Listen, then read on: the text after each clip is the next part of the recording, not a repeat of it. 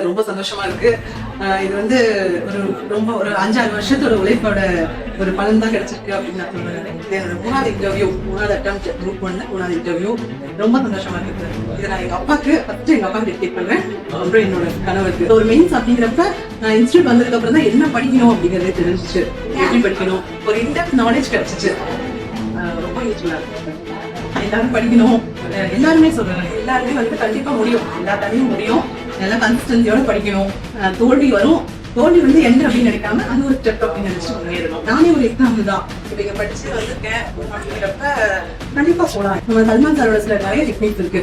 அது வந்து எங்காச்சும் வெளியே அது கிடைக்குமான்னு தெரியாது. பிள்ளைங்க எப்படி அதை தனியா பார்க்கணும், மெயின்ஸோட அப்ரோச் தனியா இருக்கும். அது ரெண்டுமே வந்து நான் எனக்கு வேற எங்கேயும் கிடைக்காது அப்படிங்கிற மாதிரி அந்த ஒரு ரிவர்ஸ் அப்ரோச் அப்படின்னு இருக்கு. நால்பா மீட்டர் காமா அப்படிங்கிற மாதிரி டெக்னிக்ஸ் உள்ள போனாதான் தெரியும்.